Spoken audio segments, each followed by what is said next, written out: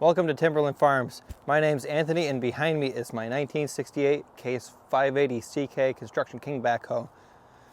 Today is the day when we're actually going to tear into this thing and fire this up for the first time in all winter pretty much, and we're going to get down to the bottom of the transmission. We're going to see how far we can get today. Hopefully we can get it split in half, but we'll see where we get. First thing we got to do is to get this thing started. I don't know if you guys saw the previous video, not the one that was released on Wednesday, but the video before that one, where I was trying to get it loaded up on the trailer. It took me 2 days in order to get this thing fired up. It took me like 6 to 8 hours of actual, physically trying to get this thing fired up. Between dead batteries and everything else, I was running a generator, I was running a battery charger on 2 dead batteries and a jump pack, and finally I got it. And we had to deal with the same scenario trying to unload it off of the trailer. We ended up jump starting it off of a dump truck that I pulled the truck and trailer next to in order to get jumper cables to the starter. So that's the first step we're going to do right here, is I'm going to go in there and replace battery terminal cables, steal a battery out of my dad's 580K backhoe just for a couple minutes. He won't know. Don't tell him. So we're going to do that. So I'll take you guys with me. So right here we have our battery tray. This is our positive wire.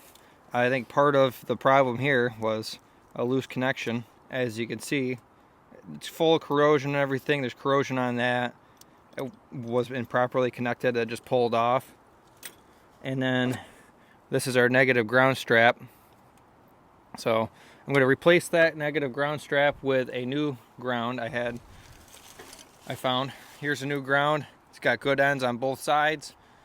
I'll clean this up on the bench grinder, get them nice and clean both sides. And then we're going to cut this off, get down to clean wire underneath, and then replace with a new terminal end. But first things first, we're going to see if we can hack through this down and get down to some clean wire. This is 1/0 cable, I believe. Maybe it's 2/0. Really tough, heavy stuff. Instead of going through the whole thing, I guess we'll just nibble at it, because that is working.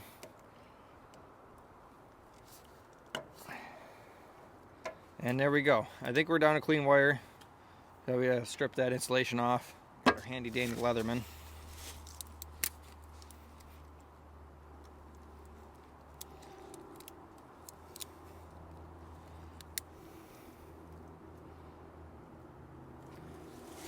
Probably should mark how deep we want that to go.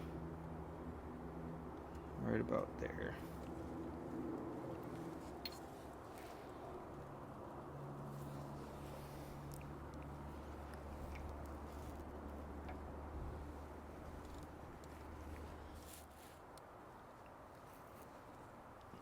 Always cut away from yourself.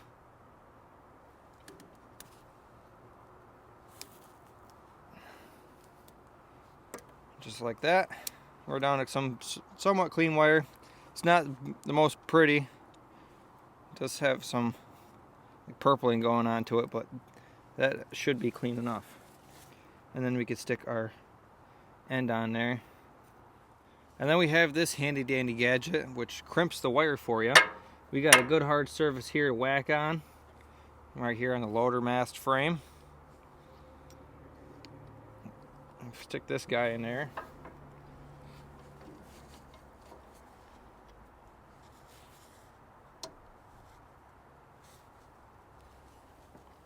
The way this works is you just whack it with a hammer.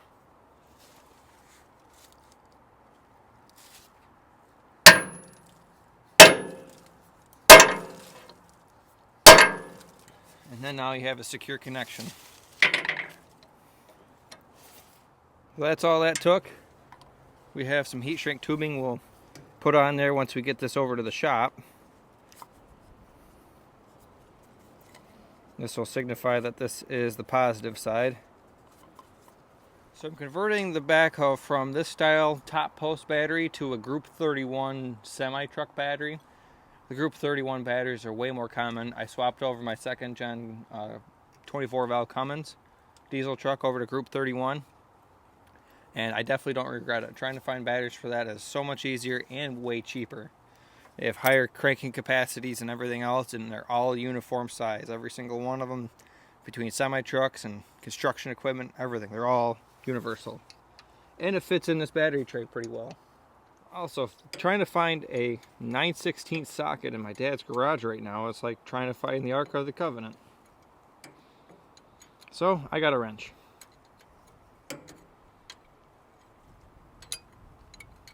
He knows where all of his tools are. I don't. It's kind of irritating. We don't have the same organization styles. But I get it. Everybody's their own person.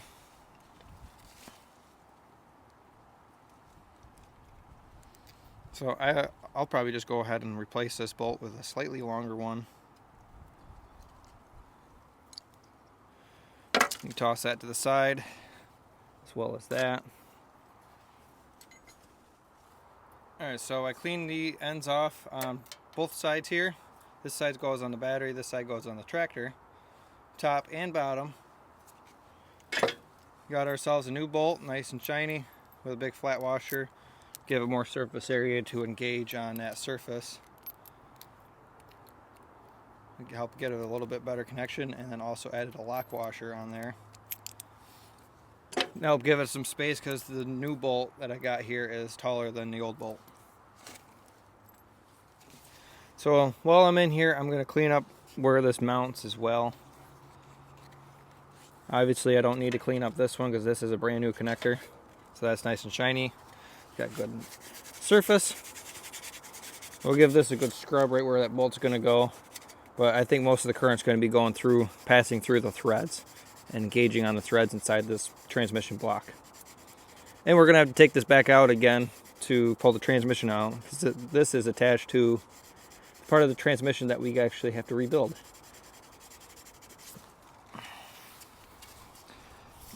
But it's not all in vain, because it's going to go right back in and we're just going to bolt it right back up again. Alright, that should be clean enough for now, because obviously we're going to have to take it back apart again. So once it's over there by the garage, I'll be able to get in there with like a cookie grinder or die grinder or something, or next time I'll bring my cordless tools and clean that up before reassembly. And that bolt's going to be too long, but luckily I grabbed another one.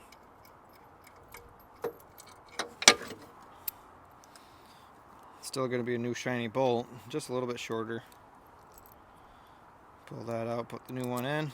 Still shiny, good contact.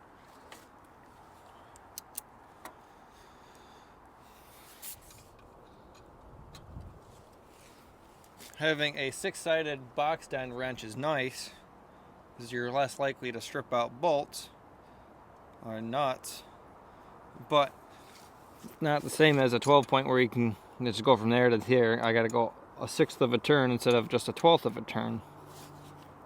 So it makes it a little bit more time consuming, but it is stronger. This is a Max knuckle saver. I don't get to work with these luxury tools all the time.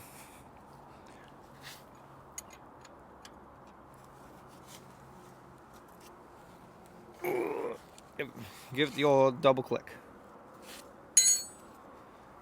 Alright, now we're ready for the battery. Battery. Stolen out of my dad's backhoe. Don't tell him.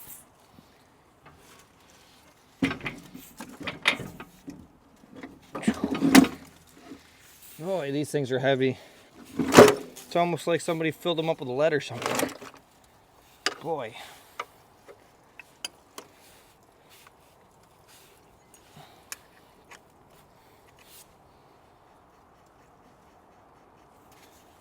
We'll hook our ground up last just in case we arc the wrench out.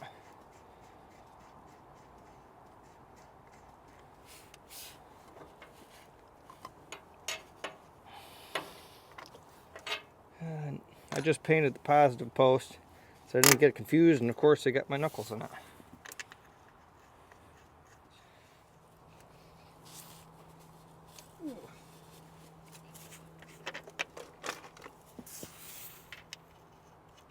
You'll get memory once we put a battery in here and leave it.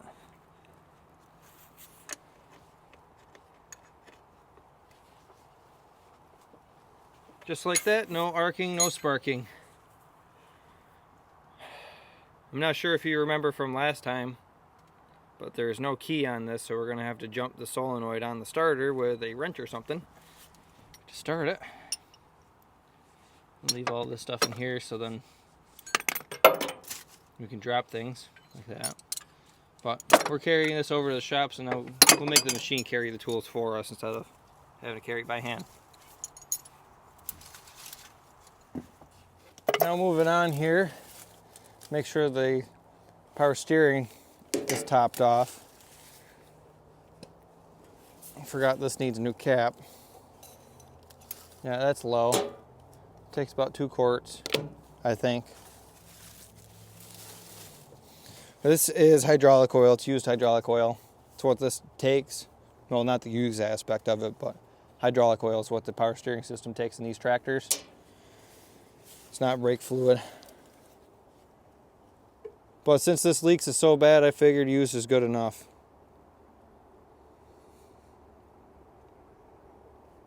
Whoop, yeah, it's full.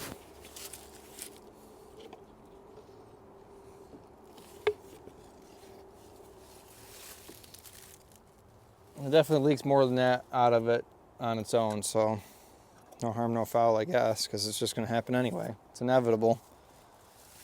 And then we're going to want to top off the hydraulic system for the front loader and the backhoe attachment so we can pick them up and move them. I know they're low. I know they leak real bad. But this is where the hydraulic reservoir is.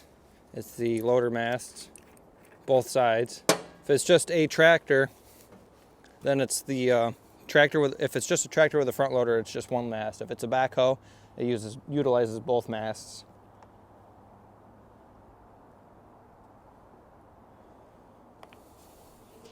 Well, a funnel won't work in this scenario. We're just gonna have to free pour.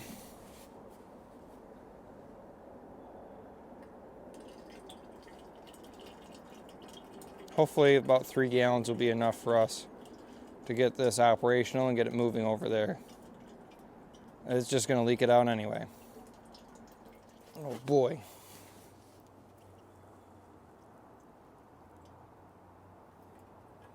Not bad. Not bad. Try doing this with a 5-gallon bucket. What a challenge. Oop. All right, we got enough in there too.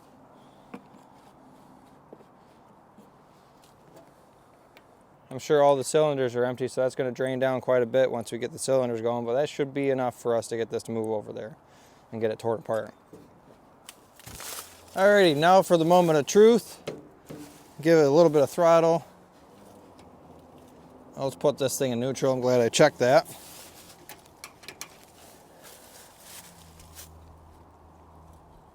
So it might not just fire. I might need to get a jump pack.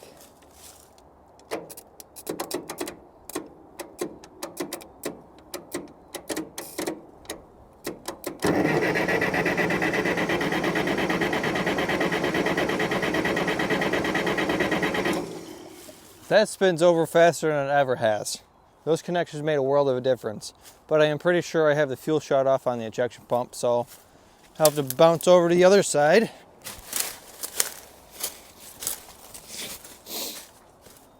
Flip the injection pump lever in the opposite direction.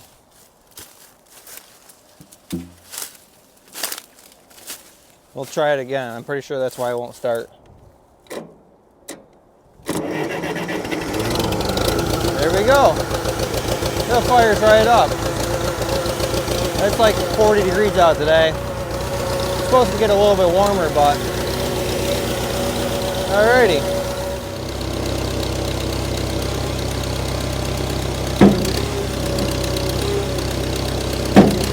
Alright, so we got that.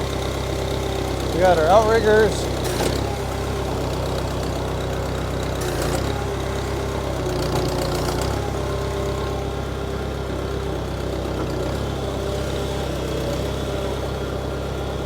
So we don't have any hydraulic oil in those swing cylinders.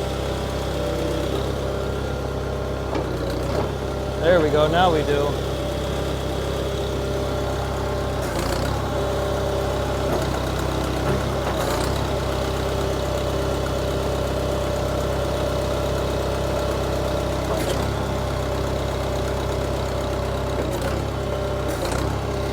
Alright, let's see if this thing's got reverse.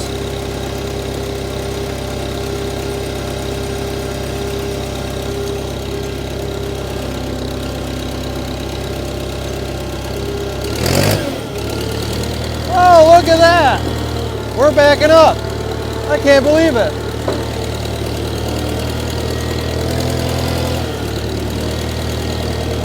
Wow!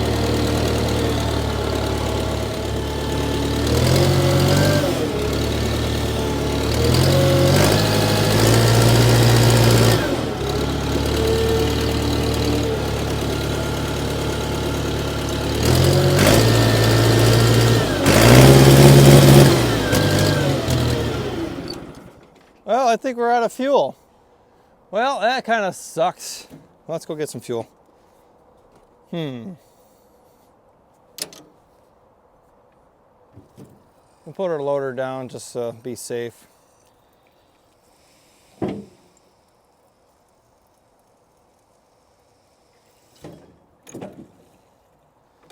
There. And then our backhoe, put that down, just be safe. But holy smokes, guys. I know you're kind of far away, but I can't believe it had reverse. That's the whole reason why I brought it here at my dad's. Split the tractor in half because it didn't have reverse and loose forward when it got warm. I'm trying to get this moved over there quick before it actually warms up, before I lose my gears. So that's what makes me lead to believe that it is a torque converter, not a torque converter issue. That leads me to believe that it is a shuttle clutch issue, where the clutch packs are wore out because once the machine warms up, it starts slipping and then you lose all gears altogether because it is a power shuttle transmission. So you have 4 forward gears and 4 reverse gears. There's actually no reverse actual physical gear. It's the clutch pack that drives the forward or reverse. So you have a 4-speed transmission. There's only those 4 gears, and there's forward in all 4 of those gears, and there's reverse in all 4 of those gears. So I'm thinking it's the shuttle clutches. And while I'm in it, I might as well look into getting a new torque converter. I can't tell if this torque converter is weak or not. I don't know. If you know better than I do, let me know in the comment section below. But I gotta go get some diesel for this thing. So I figure we might as well check the fuel level in this thing.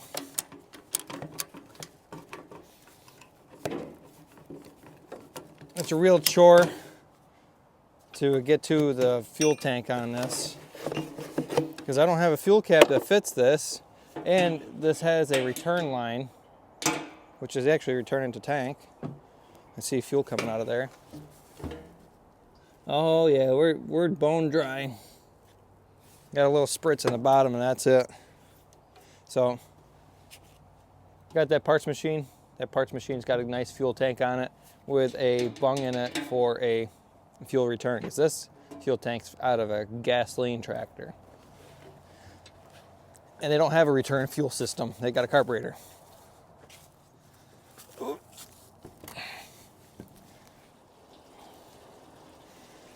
I thought I was so on top of things, checking the hydraulic tank, topping that off, and checking the power steering system, topping that off, cleaning the battery terminals. Forgot a very crucial, critical step. Now hopefully I won't have to crack injection lines to get this thing fired back up again. We shall see. We'll put about half of this can in there, because we're going to have to drain this again anyway to get the fuel tank out, to get to access to the transmission. That should be plenty.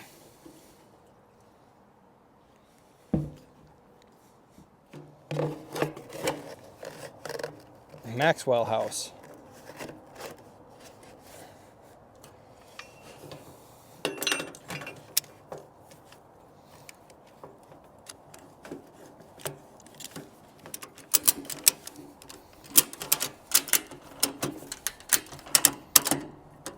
All right, make sure it's in neutral again. Let's fire it up.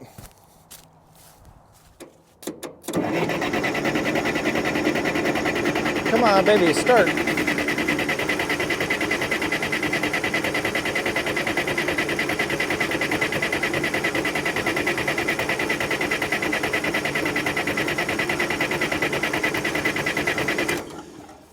Oh boy.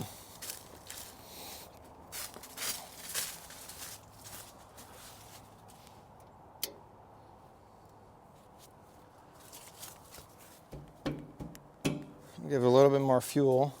All right, let's try this again.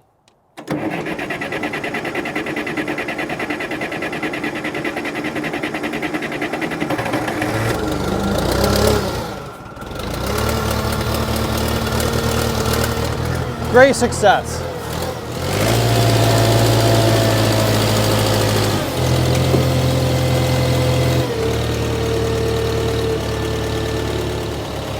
That just means we'll have to do it a different way.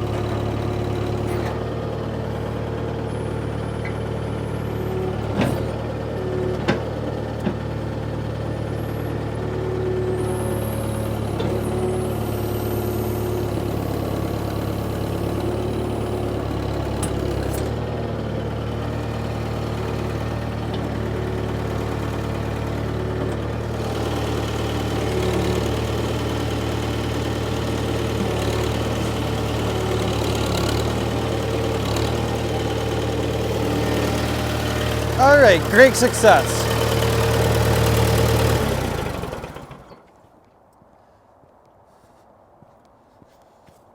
All right, unfortunately, we didn't keep reverse. We only had it for a couple minutes, but it's where it belongs.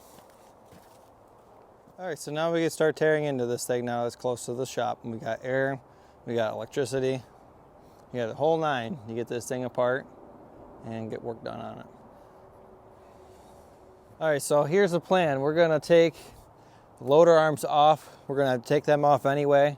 Pretty sure you just break these two nuts off, and there should be a pin that goes through the whole loader mast right there. So these two nuts, hopefully the loader arms come off that way. So first step here, we're going to take these loader arms off. We got this nut on the back side and take off a nut, and there should be, we're thinking, is a shaft that goes from one side to the other. So take that shaft out and get these loader arms off. We'll have to disconnect the cylinders here for the arms, and we'll have to unhook all the hydraulic cylinders on the other side of the tractor. And then we can disconnect and unbolt all the accessories and stuff underneath the fuel tank. We'll have to take the fuel tank off, the air cleaner, the smokestack, the muffler, all that will have to come off. The hood will come off. We'll have to take the fuel tank out to gain access to these valves that are underneath, because we're going to have to disconnect that stuff too, because there's lines that go up underneath the hood that run to the radiator that help cool the transmission oil in the shuttle clutch assembly.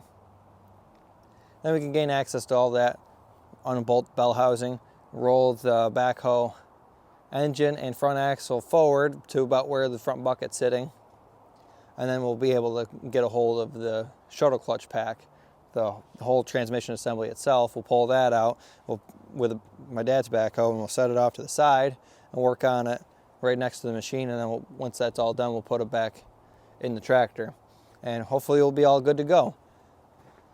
Once we got the transmission back inside, we'll put the engine back on there, and then we'll go get the other loader arms off of the other machine. I'll go take you guys there for a look on those, but they're in better shape than these ones are. These are welded all up and down and stuff. These cylinders leak on this machine. So on that one, the cylinders don't look like they're all greasy and wet, at least right there. These cylinders here look like they're okay. Okay, so now we can put some new heat shrink on these. You notice that this one's a little frayed, so I cut a piece for that one.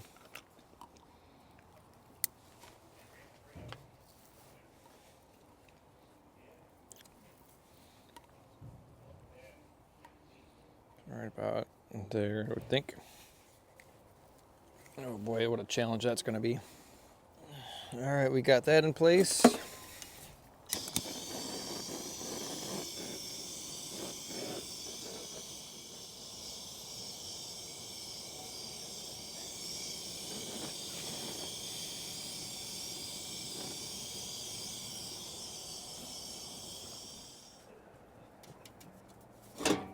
Pull those. Okay.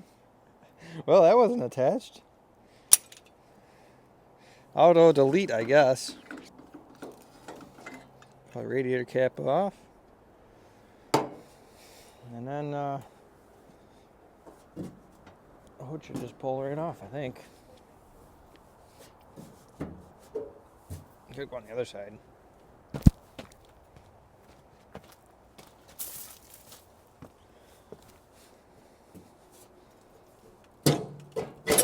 There we go.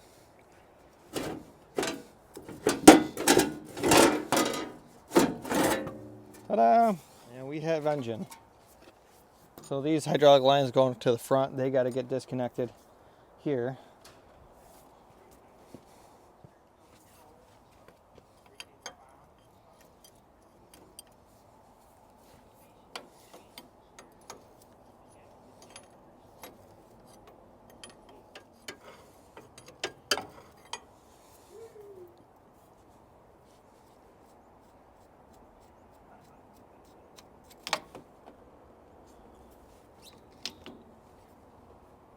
All right, we'll let that drain. We can also go ahead and disconnect. What can we disconnect next?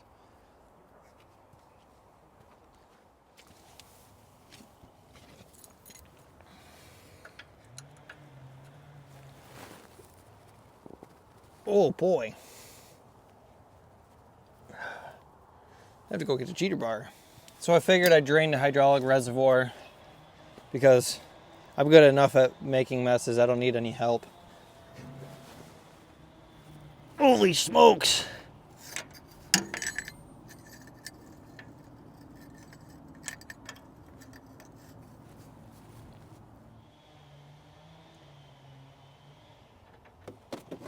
Milk. It's probably good that I'm draining this. I don't know how much is in here. I'm glad I got 2 pans. Well, it'll all barely fit. Would you look at that?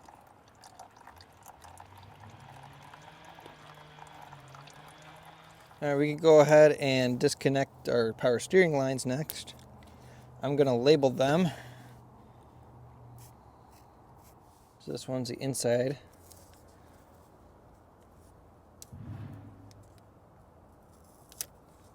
I gotta get that flipped around so I can see it.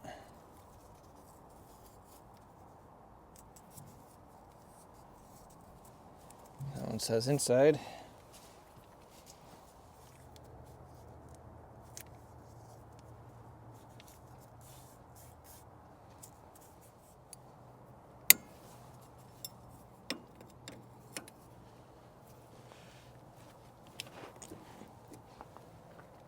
There we go. Trying to take this JIC fitting off the hose, not the adapter on the cylinder. These cylinders you can find online for like 80, 100 bucks. I don't know if that's for a pair or if that's each, but it's almost cheaper than getting a rebuild kit for them. So I might go do that instead.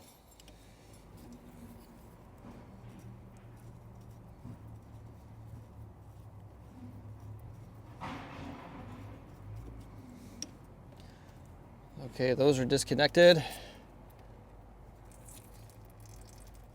Don't need the stick. We'll do the other side and then move on to the next.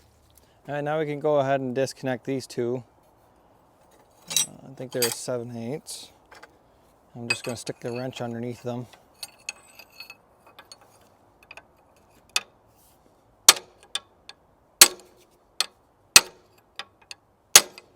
Help the rust break free from them.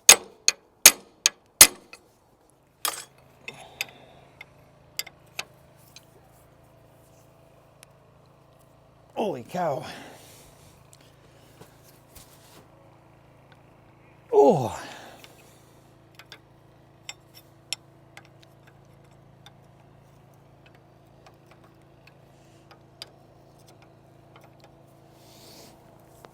Oh, there we go.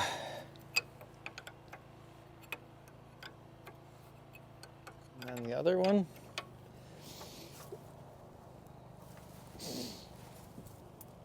Oh.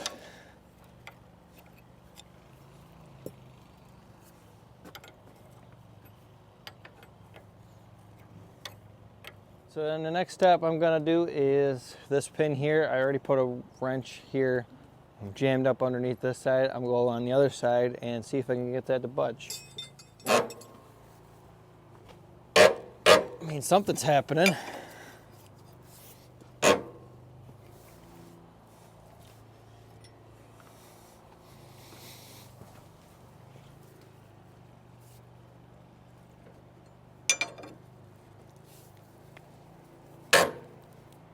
Wow.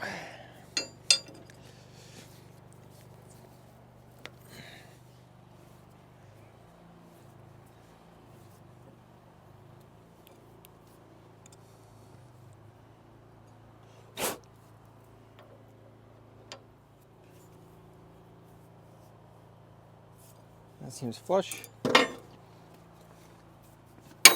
Oh, nice and loose. I thought that was going to be a difficult thing. I guess not.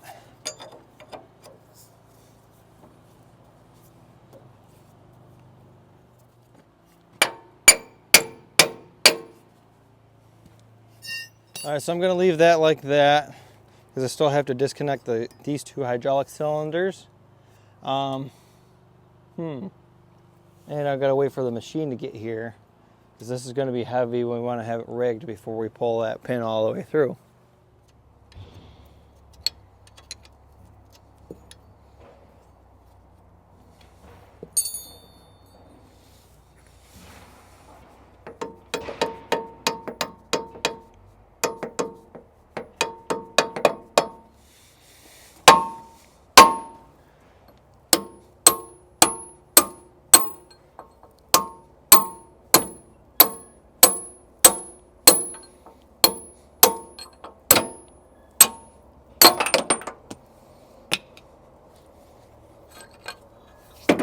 There's another one.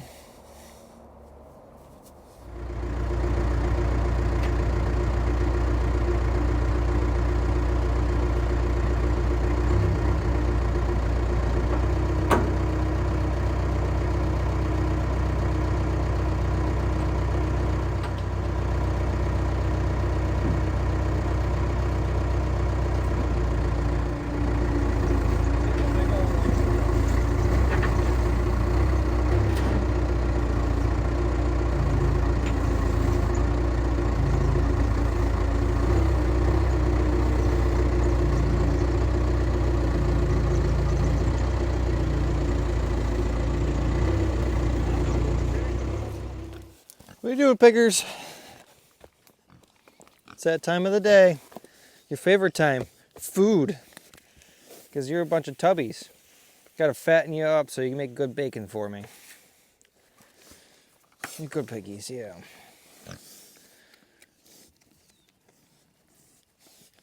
They're a little skittish.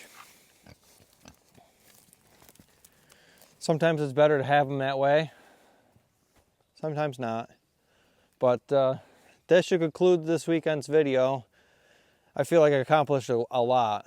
And just like 3/4 of a day. I didn't even spend an entire day on that. I started off early in the morning, taking it nice and slow, waiting for my dad to get home from work. There's a lot of stuff I needed his guidance, like where do you want this to go, where do you want that to go, because I had to clear a spot to make that backhoe fit right where I was working on it. But that concludes part 1 of the transmission fix. I want to call it a rebuild because I'm not going through it nut for bolt. I'm just get it so it's functional. I'll go in, put a new torque converter in it, new shuttle clutches, and slap it back together and get it working. Put a new loader, the new loader arms on it, and yeah, I think it'll work out good for us. Once we get it operational and working, I'll go through and repack those hydraulic cylinders that are leaking. But I don't want to invest too much money into it until I know that it's an actual good working machine, if you know what I mean. But stay tuned for the next video. Part 2 will come out next Sunday, 9 a.m., just like this one's. Sunday, 9 a.m. for you guys. Today's Saturday for me. We're finishing up our evening and head in for the night and call it a day. I'm going to go back over there tomorrow for me. It's next week for you guys. And pick up where I left off today. Tomorrow's Easter, so I'll probably only work on it for half the day, just the morning or so. And then sometime in between, possibly, or next Saturday. Thanks for watching. Please like and subscribe. Stay tuned for more. And if you got anything out of this video, please do me a solid favor and share this with anybody you think might pertain to or get any kind of value out of this video. Entertainment purposes, anything. And have a great Easter.